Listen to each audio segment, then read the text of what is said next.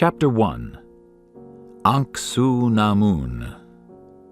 Thebes, Egypt, 1290 BC.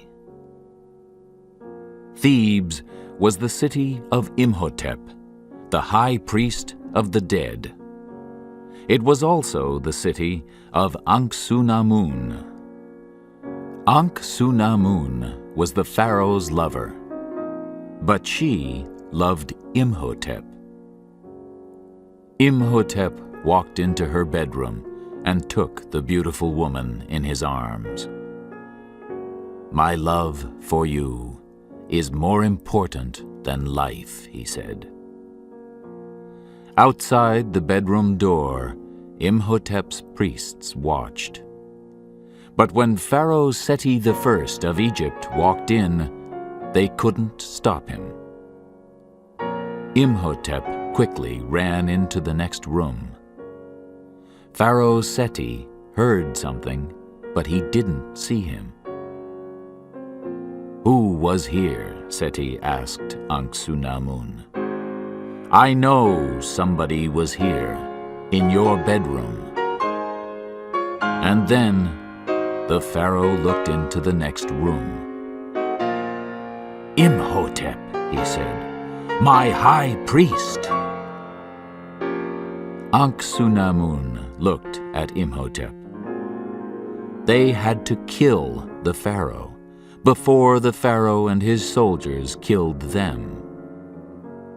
Anck-su-namun took her knife and pushed it hard into the pharaoh's back. The pharaoh's eyes opened wide. Then Imhotep took the pharaoh's sword and killed him. They heard something outside.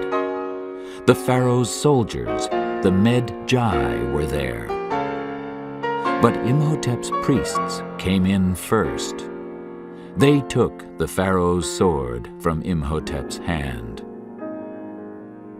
"Come with us," the priests said to him. "Quick!" They pulled him away from his lover. "No," said Imhotep, "I will stay with Anck-su-namun." "Please, go," said Anck-su-namun. "Please, live. They will kill me, but you can bring me back to life. Only you, the high priest, can do it." The priests took Imhotep with them. The pharaoh's soldiers ran in. Anck-su-namun didn't say goodbye to Imhotep. There wasn't time. She took the pharaoh's sword and pushed it into her heart. Imhotep saw her die. The pharaoh's soldiers found Anck-su-namun's knife in the pharaoh's back, but they didn't find Imhotep in her room. So Imhotep, the high priest, had to send his lover, the killer of the pharaoh, to the underworld. Imhotep had to mummify Anck-su-namun. First, he cut out her heart. He put it in a gold box. Then he read from the gold Book of Amun-Ra. The Book of Amun-Ra sent the bad people of this world to the underworld, a dark place with no hope. They all watched her go. The Medjai, the people of Egypt, and the priests. Only the priests, with their white cats, weren't afraid. Nobody could hurt the priests when their white cats were with them.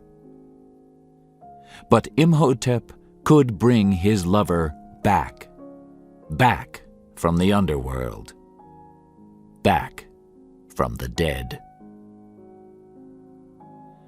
The Book of the Dead could bring Anck-su-namun back. This black book was in the statue of the god Anubis.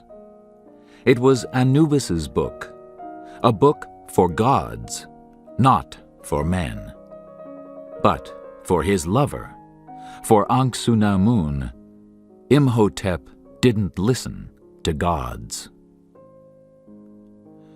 The statue of Anubis was at Hamunaptra, the city of the dead. Egypt's gold was there too. Late at night, Imhotep took his dead lover, Anck-su-namun, there. He also took her heart in its gold box. He went across the desert to Hamunaptra on horseback with his priests.